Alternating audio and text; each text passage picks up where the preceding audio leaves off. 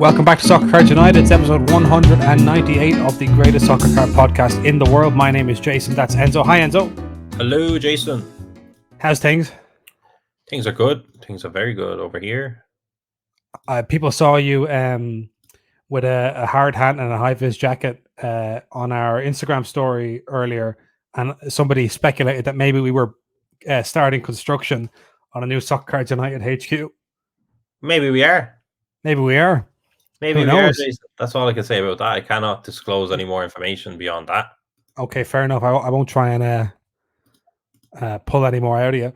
Not big, but a few things to talk about today. Not big. I was going to say big, but then I looked up at my running order, and because it's an international break, the football side of things was pretty small.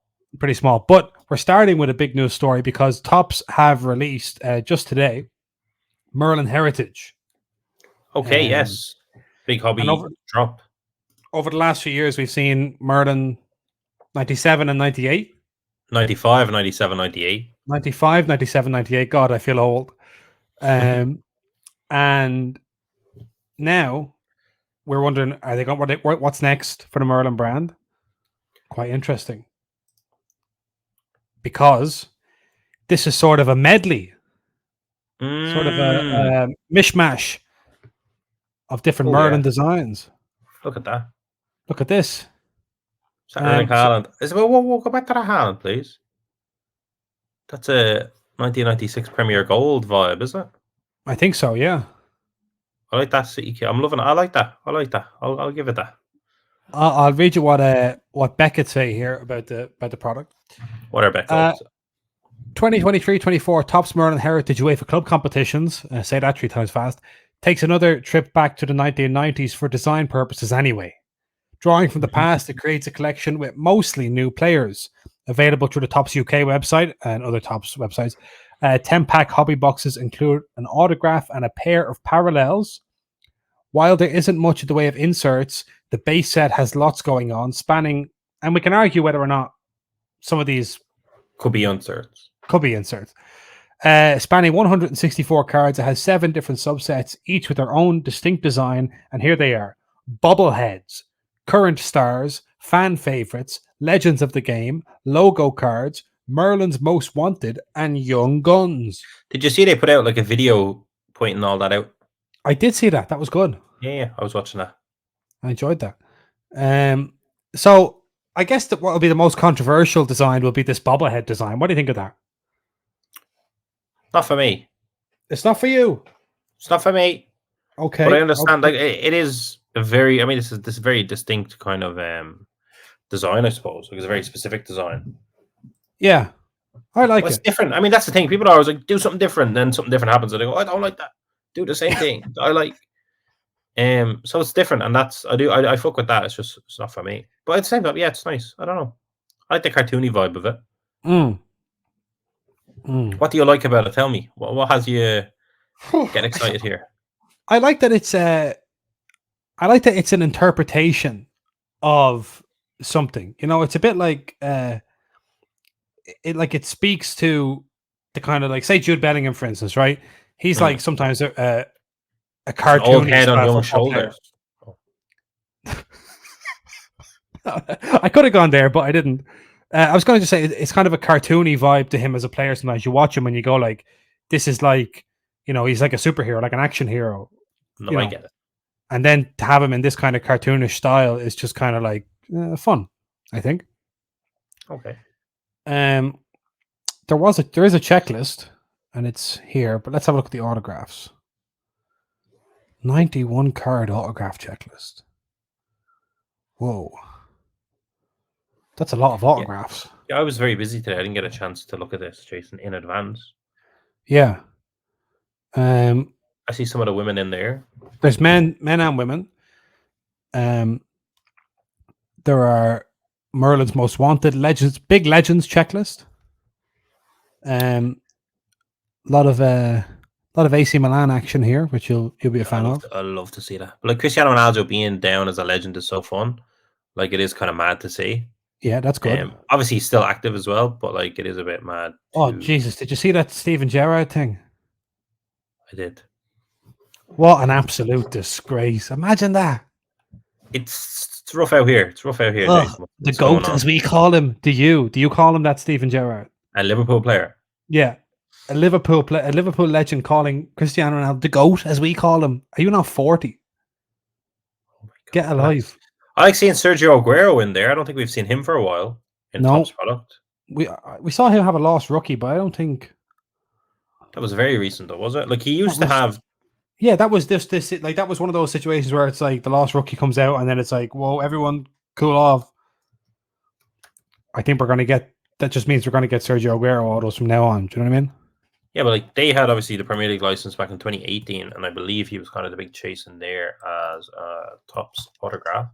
Okay. So I'm trying to see. Oh, he's in finest. No, that's 2018 finest. So yeah, like the first Aguero autographs in Topps products since 2018. That's pretty cool. That is pretty cool. It's cool for everyone other than the 2018 Aguero holders. Yeah, because these I don't. Oh, he popped up as a footballer's flash in 2019. My apologies. Okay. But picture that going for 280, Jason, as a PSA 10 footballer flash. But, you know, I'm sorry, I like that caught my eye very fast. No, fair enough. Fair enough. Fan favorites, autographs: Danny Olmo, Jack Grealish, Koke, Kyogo. Danny Olmo, get rid of him. I have hit so many of his autos. Get him out of here. Yeah, he's a kind of a classic top signee, I would say. Yeah, get rid of him. Get rid of him. Come on. I like. And then Arda Güler there in the Young Guns, Jason. I like that. Yeah. Hopefully we see him at some point. And then we have the dream team. The Topps dream team. Donnarumma, Gvardiol, Saliba, Theo Hernandez, Pedri, De Bruyne, Musiala, Jude, Haaland, Kane, Lewandowski. Listen, Theo Hernandez is there, so I can't hate. You can't hate. Cannot hate that. This is, for me, this is a breakthrough. I think this is really good. I'm. It's a big improvement. The design is good. Yeah, it's a big improvement on the kind of headshot Merlin style that we had going on for many a year. Completely, because like oftentimes I can be in a card shows and stuff, and someone says, "Are you interested in a whatever Pedri autograph?" And you go, "Yeah, of course, yeah." And they take out the kind of just the headshot design from Merlin Heritage, and you go like, "Not really that one." Yeah, no, I'm not. That's not the one I like. That's not really the one I like. But thanks for showing me. My God. So that was run fair, from what I understand. Yeah, absolutely. Absolutely no other way to do it. And we'll see when they're in hand what kind of reception they get. Did you hear about this Leaf acquisition? No. Was it Dwayne The Rock Johnson again? No, it was the actual company of Leaf has been acquired. Oh. I'll read you a press release. By the company Tree. This is from is that a Leaf joke? Yeah. It's good. This is from Ryan Cracknell. I saw this on his feed. Leaf trading cards under new ownership. Orange Mountain Capital acquires leading sports trading card manufacturer. Are they a leading sports trading card manufacturer? I don't know. Leaf Trading Cards, a prominent name in the sports trading card and collectibles industry, is proud to announce its acquisition by Orange Mountain Capital, a dynamic player entering the sports and pop culture space. The deal marks a significant chapter in the long and storied history of Leaf, with Orange Mountain Capital expressing enthusiasm for the brand's legacy and its commitment to further enhancing its prominence in the market. The acquisition was spearheaded by Douglas Maxwell, representing Orange Mountain Capital, who expressed excitement about the strategic move into the sports and pop culture sector. Douglas Maxwell said this: "We are thrilled to be venturing into the sports and pop culture space, a realm we've had our sights on for quite some time. Leaf's rich history in the trading card industry is a testament to its standing, and we are eager to contribute to the continued success and evolution of this iconic brand." And then Kevin O'Neill, the new CEO of Leaf, thanked former CEO Brian Gray. And then Brian Gray said, The purchase of Leaf by a group focused on expanding and refining the whole company we have built is exciting for both the Leaf team and the hobby as a whole. While I am sad to end the era of Leaf ownership, it is exciting to see Leaf take new steps to in its growth process. There you are. Well, listen, they've made a name for themselves despite their lack of licenses in a relatively cutthroat industry. Yeah, one of the things that this story brought me was my first ever visit to the Leaf website. Wow. Which is actually a fine. Leaf.com is not the Leaf website. No, it's leaftradingcards.com. But do you want to know what the Leaf of the day is? I'd love to know what the Leaf of the day is. The Leaf of the day, I'm not joking. On leaf.com, everything fine from branch of, I don't know. Do I have to guess it? Is that what this is? I think I have to guess it. I don't think it's a vine. It might be, it's either the branch of a vine, which I don't believe it to be. I don't know if you can put that on screen, Jason, and ask Leaf.com. Yeah. I just assumed leaf.com was what Leaf. Oh my word. What is that? What is Leaf.com? Everything from branch to vine. Oh, that's everything fine from branch Everything to fine from oh, this is the Leaf of the day. Right, so I think you have to. This is for Leaf enthusiasts, I assume. I'm going to go search image with Google. Oh, look at you. Is it a sycamore or something? Search. It's a Rhamnus alnifolia. Wow, that's the Leaf of the day. Look at that. Known by the common names alderleaf buckthorn or alder buckthorn. I'll be honest, I'm not familiar with this leaf. Me neither. This could be a segment on the podcast from now on. We check on Leaf leaf.com. If they change it every day, like I need to at least check it tomorrow. I need to know. Because we're not familiar with it because it's native to North America, where it is mainly known from the southern half of Canada to the northern half of the United States and California. I'm embarrassed now. I feel like some of the listeners might have been yelling at the screen going, it's obviously... Yeah, it's an alder buck leaf. Come on. You've never been to... For alder buck's sake. Wyoming or something? I don't know. But listen, I just found an absolute mystery. So while you were on leaf.com, you know the way it said Orange Mountain Capital many times throughout this press release? Yes. I went to search Orange Mountain Capital and look at this. They don't exist. They don't exist. No way. Who the hell are Orange Mountain Capital? Important news. There's a whole mystery going on here. Cherry Collectibles, Leaf joins. But who are they? Who are they? They don't exist. They just bought Leaf. That's what it takes to buy Leaf. You don't even need to exist. So, that looks like some funny business going on. Something's going on here. Leaf were acquired. This is not a pre-planned segment. Douglas Maxwell is a Scottish playwright, but I don't think a Scottish playwright has acquired Leaf trading cards. But would it be funny for us? Let me just write that real quick. Now I was just getting a non-view of me. Jason, could it be good to tweet that? Could it be good to just tweet who are these, and then let everyone else right now, without listening to the podcast, just Google it and find out that they don't exist? I'll tweet that. Can you just tweet like, do they exist? Does Orange Mountain Capital exist? Does anyone know anything about them? I can't find anything. I didn't tag Paul Lesko and let him fucking go mental. Does anyone know anything about Orange? This is live tweeting on the podcast. Orange Mountain Capital. Oh, I found one. Delaware. Oh, tax-free state, Jason. Yeah, they're this is a shell company registered in Delaware. Yeah, that's what I found here. What's going on here? I'm trying to find out when they were registered. Because they're talking about they're expressing excitement from in Orange Mountain Capital about the move into sports and pop culture, but I can't find out what are they moving into it from? Move from what? Well, the 19th, this says 19th of September 2023, but I don't know if that's just a random news article. But yeah, I see that. But yeah, that doesn't answer anything. What are they? Oh, here's in Wilmington. Yeah, Wilmington, Delaware. Oh, is that Delaware? Sorry. Yeah, no. I couldn't tell you. Huh. Is that their logo? Well, anyway, I was gonna say the whole reason I brought this up was that I was gonna say I think like they're actually I think Leaf is an interesting case, kind of similar to Futera. Like I think there is a lot of opportunity here for a small, competent trading card manufacturer in the industry at the minute. Like I don't see any reason why you couldn't have if you have like if you can make cards, you can distribute them yourselves, you can manufacture them, short print runs, all that kind of stuff. There's no reason that we couldn't have. Like we could all love Leaf in an alternate universe. You know what I mean?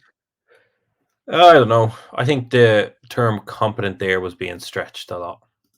Well, what I mean is they can make cards, they can put autographs on, they can do parallels. True. Like you look at the XRCs that they do and all that stuff. Yeah, Like there's no reason why. You look at the Evan Ferguson, and that's super well received. Yeah, or the Endrick. Yes. You know, like, and even we go to card shows, the Leaf Blasters always do well.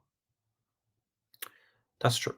But like I think, yeah, like I think the main thing is without licensing, it is tough going because it's like anyone can be competent and agile at creating something if they're not using licenses. You know, that's the idea. I would say that you still want that professionally licensed, which is kind of where Futera come in. They have licenses of some degree, which are a bit confusing because the licenses they have are also seem to be held by other companies. I don't know if they have like an Asia exclusive. I don't really know, but yeah, interesting. I was looking up earlier the that we talked about before, the Topps MLB debut patch kind of thing, the 101s going on. Well, Topps announced that they're doing a new kind of redemption card. It's called a white glove exchange. And the idea is that if you pull one of them, you can send it directly. Topps will send it directly to grading for you. So when you redeem it, you can say send it to grading, but you can grade it with BGS, SGC, or CG or GC or whatever that they keep changing their name. But the main bit that I was interested in was that there was no PSA option. Yeah, that's weird. Now maybe it's a non-story, but I thought that was strange that this is such a flagship initiative by Fanatics / Topps to do this patch, and this is a great option, I suppose, for collectors, although you could just grade it yourself. And then to leave out what is largely considered to be the premier grading company. Definitely like the favorite grading company in the market at the moment. Yeah, by collectors, certainly, yeah. Yeah, I've seen some of these cards get pulled that are non-redemption, if you know what I mean. Like I've seen some of the MLB, you might have seen them on the timeline too, so I'm a bit confused about that as well. Like I thought it was like all of those cards are coming as redemption and you can either redeem it or grade it. Yeah. But now it sounds like that's not the case based on what we're seeing, or are some of them redemption cards? I don't know. That's something I didn't understand. Yeah, now I am confused. Yeah, you're right. I have seen them. Physically. Anyway, we'll just move on, I guess, because we don't know. We're not baseball guys, but yeah, weird. Something to keep an eye on. PSA left out of that. I don't know if there's some background negotiation with that, whatever. But also, it's like if you want to grade it with PSA, just do that, I guess. While I was trying to find some answers on the on this yoke, I found the Topps Ripped website. Do you know the Topps Ripped website? Is that not where you do your raffles? It's My Way Off. It's this website, and it's like a collector resource, kind of like blogs. You know, it's like educational whole thing. I don't know if this is new or what, but it's look at all this. Oh, that's definitely new. Relatively, it's definitely new. I've never seen this before. Yeah, that's part of 10x in the hobby. Yeah, got to educate. 10x in the hobby would be telling the #1 soccer card podcast that this new website is live, wouldn't it? I don't think that pushes the needle, Jason. What? But there's so many people listening to this podcast. No, but it is brilliant. Is there any words here you don't know? How about that? Any words on the Topps Ripped glossary that I don't know? Book card, box loader. I don't really know what a box loader is. I don't know what a Tiffany set is. Box loaders or toppers are special single cards or sets of cards only available as inserts in large. Oh, like a box topper. Okay, I'm with you now. Yeah, I was about to pull one out there. Top loader, uncut card sheet, stock, team collector, team break. This is thrilling fascinating. podcasting. We'll just say random words. Evercard dinged. But this is it. This is a hobby glossary. It's like these are the terms. If you're in this, like if this was a fishing information website, I'm sure there's a glossary that relates to people. You know, when you go fishing, someone says, "Can you hand me this?"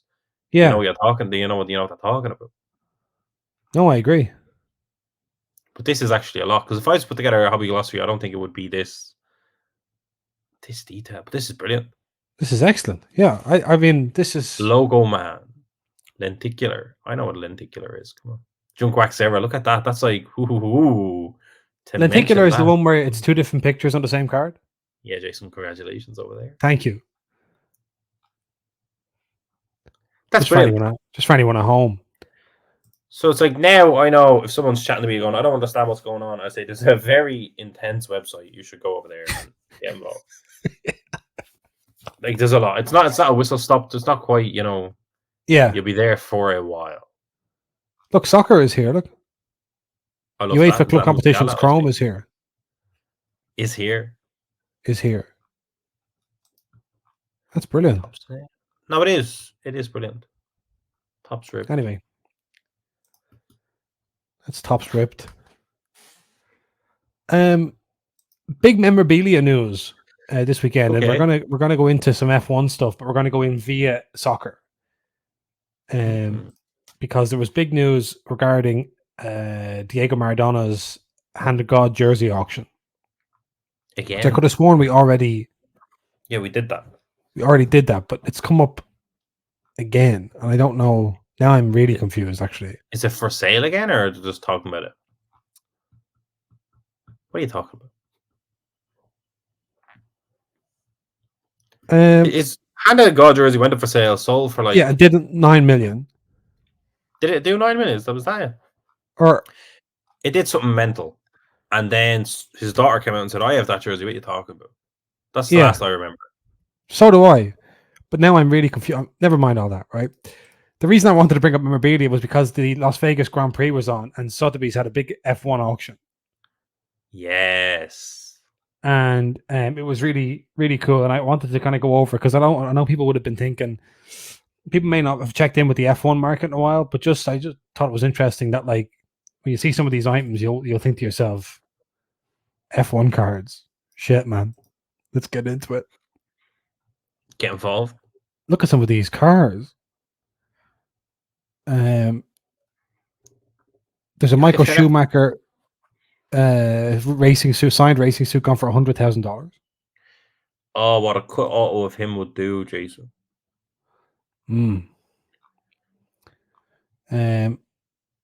Tom Brady jersey, $1.3 million. Oh, Tom Brady is massive, and he's the GOAT. He's the GOAT.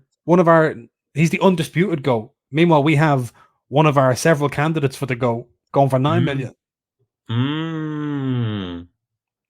NFL is tiny. Soccer is massive. Wow. Soccer. Oh yeah, Maradona. Sorry, I thought about Michael Schumacher. Look at that Orlando Norris helmet, $10,000, and who's he like? He's just some Englishman he's on the grid, Jace. He's on the grid. Come on, he's on the grid. He's just one of the guys on the grid. I don't know who Orlando Norris is. And in fairness, now I'm thinking, to be honest, I'm going the opposite way of you in terms of F1 cards, by the way. I'm like, if I'm an F1 fanatic, I'm probably buying a vehicle. Well, not necessarily. Not everyone can afford. I want to open a box of Topps Chrome Formula One, and there's just a set of keys inside the box. And congratulations, you are the owner of a 1994 Porsche 911 Turbo. Congratulations. Yeah. Formerly owned by some fella that used to drive. Danny Ricciardo comes with the car. Lewis Hamilton's 2013 Mercedes went for $18.8 million. That's like the actual car he drove in, like the actual car he drove in. Yeah, that's class. Yeah, pretty cool. Because like those cars are like so small, like they're so low to the ground, should I say, that they are kind of like a very rich person would have that somewhere in their house just on display. Yes, if you could fit like in the space that like maybe like a grand piano would take up. That's what I'm saying. You could put a 2013. So it's like I don't have anywhere I could put a grand piano in my house, but if I did, I could probably fit a nice, Formula One car. Formula One car. Yeah, sure. So that was quite exciting. The auction was hosted by James Corden, which I thought was a real. You go there just to buy the 2013 Lewis Hamilton, and you have to listen to James Corden banging on. But other than that, Can I say apparently he's horrible? yeah, no, I know. That's what I'm saying. That's funny. That's certainly not a future guest on the show. Oh, far from it. We don't have guests, but if we did, We'd purposely just say you're not we allowed. wouldn't. Yeah. Did you see any of the Las Vegas Grand Prix? Yeah. I fucked up. I woke up at like it was on at 6 a.m. our time, I believe. I woke up at like 9 a.m. and the Grand Prix was starting. And I was like, oh, class. I had the times wrong, but it was a replay. But I said, oh, well, I'm not clued into the online, so I'll just watch it. And then I kind of fell asleep during it. But thrilling race for me. I think I seen all the good bits. Start of the race was a bit of a madness, some crashing at the first corner, as ever. Yeah, I fell asleep, had to check who finished on the podium, and of course it was Super Max. Did you see that Max Verstappen said that Monaco is the Champions League and this is the National League? No, I seen the little thing that you shared when you were like, this is terrible, that he's making a good point, and he was going, Vegas is shite. I love Vegas, but it's shite. I don't want to drive on street circus. I want to drive with race fans and all this. He was saying he doesn't want people just coming just to see for the crack. Tom Jones in concert or whatever.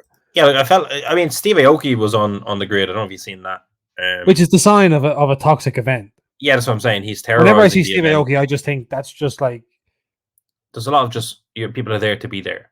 The kind of bullshit meter starts going off when Steve Aoki turns up. Yeah, I don't see Steve Aoki at a lot of Grand Prix, so he was there. He was obviously doing DJing around the place. I'm sure he threw some pies and some faces or whatever. Oh, geez, I didn't see this. Did you see this? No. So this is a great clip of this guy that does the the UFC announcements. What's this guy? He started in Bruce boxing. Buffer. And huh? No, there's Bruce Buffer and I believe Michael Buffer. If I'm not wrong, are you wrong? And one of them owns the "Let's Get Ready to Rumble" catchphrase, and the other one owns "It's Time." That's the UFC one. The other one's the boxer. They're brothers. They're not the same man. They look very similar. And, it's incredible. So which one's this? Oh, I think that's Bruce. All right, but we're gonna find out when he uses his patented catchphrase. Yeah, that's definitely Bruce. But this is a clip of Sergio Perez, a very funny clip of Sergio Perez getting announced. Hopefully this works with the audio. You let me know if you can't hear this.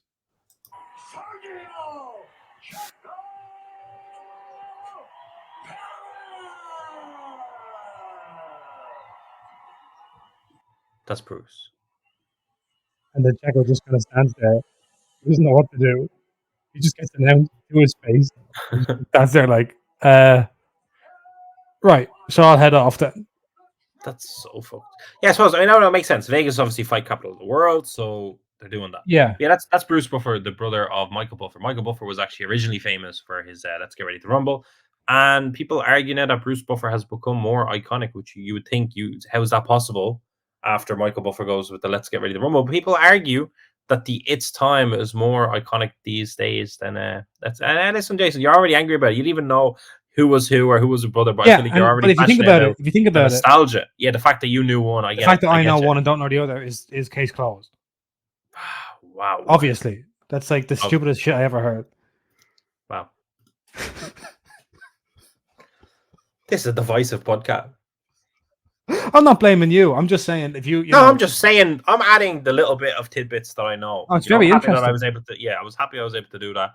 Well, that's why that's why you're the co-host of the podcast. Yeah, I feel it's a rare time when I can come in and go, oh, Jason, actually, that's his brother, and without having to Google it. Yeah, well, listen, this is why we're the number one soccer card podcast, because approximately 2% of this podcast so far has been talking about soccer cards. We've done baseball, we've done UFC, boxing, F1, and we've cracked open the case of the. Did you hear about Mountain Capital? Did you hear? Yeah, that's crazy. And while I'm wearing orange, by the way, and your hat looks like a questionable mountain. Did we just acquire Leaf trading cards? Was it us? Was that why I was wearing a hard hat today? I had to dig through some bullshit over at the Leaf HQ. Mm-hmm. The Leaf of the Day, North America. It's all. We own Leaf.com? Did we say, let's buy Leaf trading cards? We go, we find out they don't own Leaf.com. We go, whoa, whoa, whoa. Then we jokingly set up Leaf.com and post a Leaf of the day every day until we announce ourselves as the owners of Leaf trading cards. First port of call, get licenses. Crazy. That's crazy. No. But did you hear about the young Spaniard, Jason? Gavi? Yeah. I did hear about Gavi doing his ACL, yeah.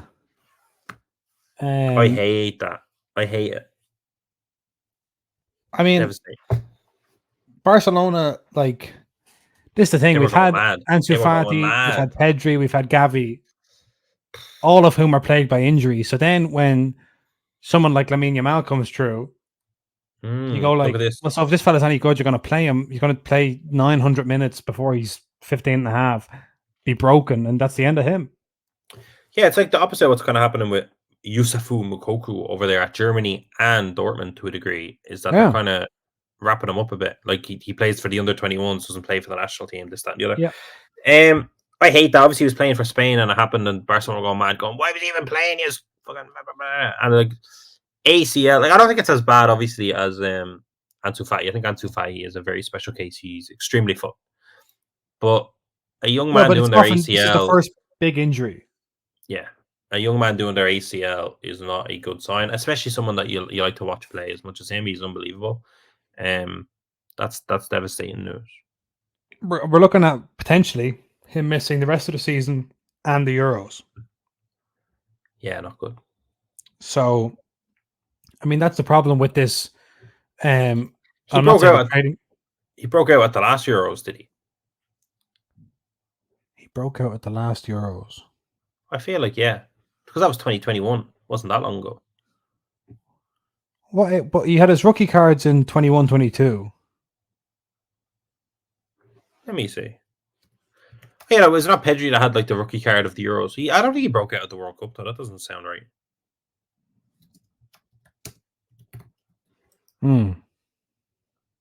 Yeah, Luis Enrique may have taken a surprise by starting Gavi in Spain's game against Italy in Euro 2020.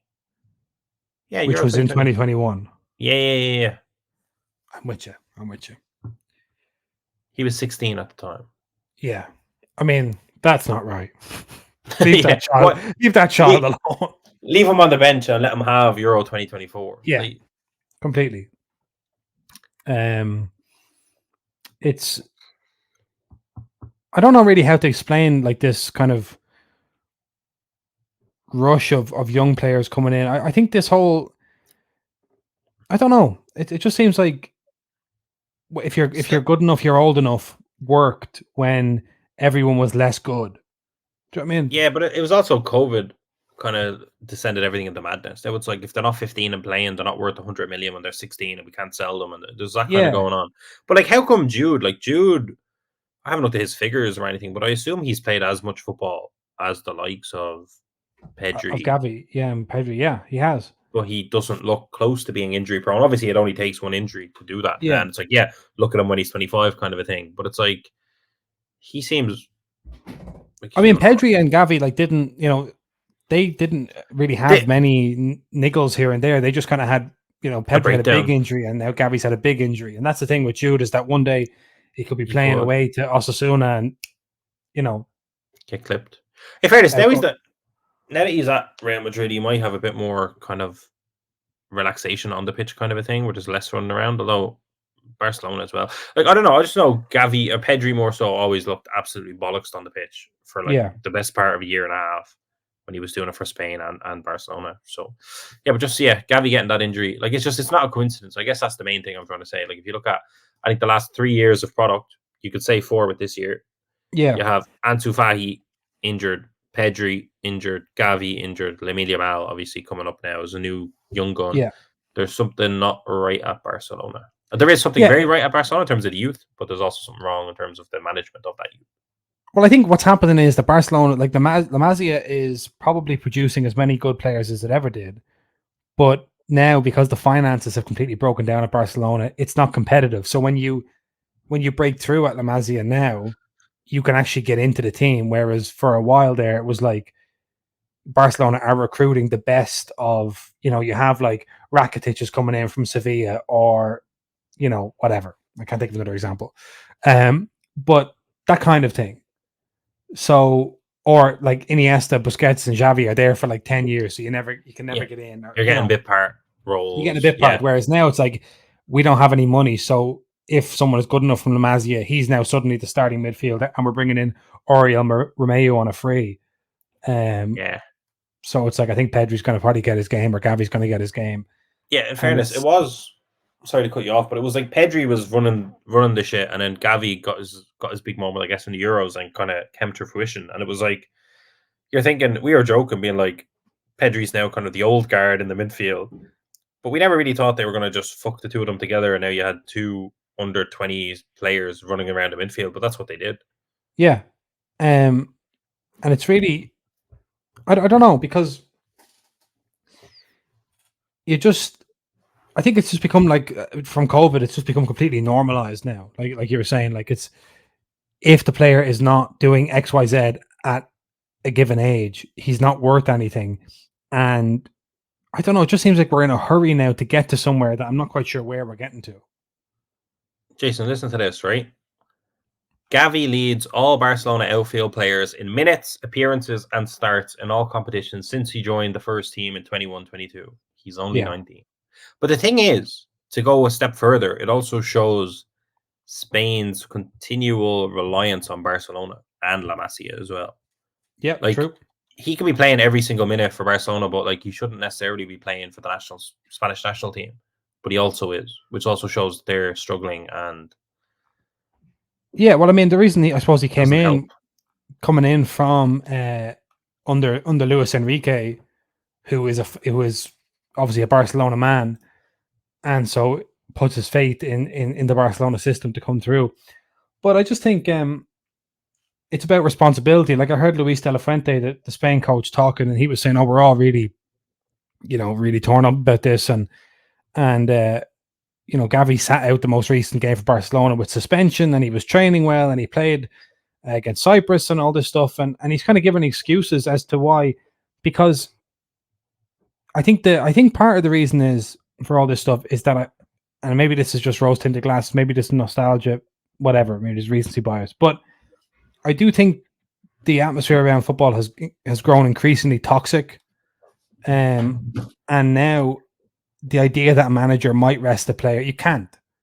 Like, if you rest Gavi and something happens, God forbid something happens, you'll be blamed.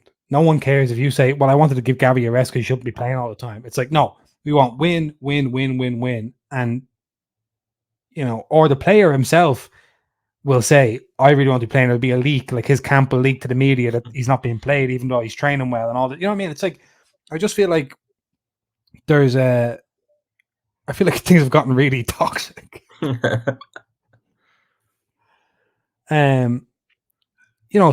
I don't know, like, who am I thinking of? Like, say Anthony Gordon moving from Everton to Newcastle for 50 million.